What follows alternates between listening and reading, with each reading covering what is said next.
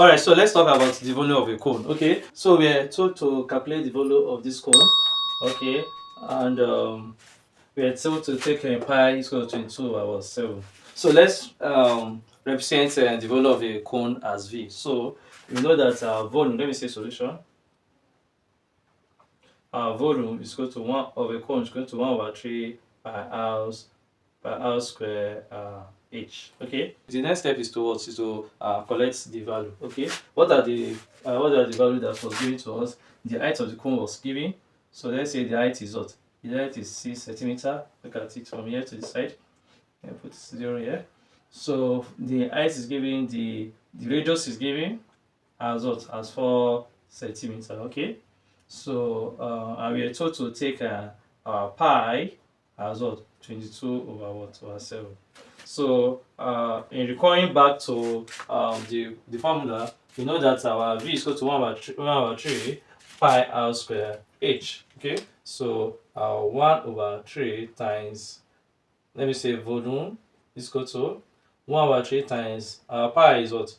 22 over 7 times r is what? Is 4. Remember, it's 4 square. Okay, so you say times our h is what? Our h is 6. Okay, so let's write it again. So you say v is equal to 1 over 3 times 22 over 7 times 4 square simply means 4 times 4, which is what? 16. Every times what? Times this 6. Okay, let's put it over 1 and let's put it over 1. Okay, 3 can cancel, say 1 cancel 6, 2, ain't it? So we are left with V is equal to 1 over 1 times 22 over 7 times 16 over 1 times 2 over 1. Okay, cell cannot divide any numerator in this instance, so let's multiply all the numerator. In the numerator, we are given 22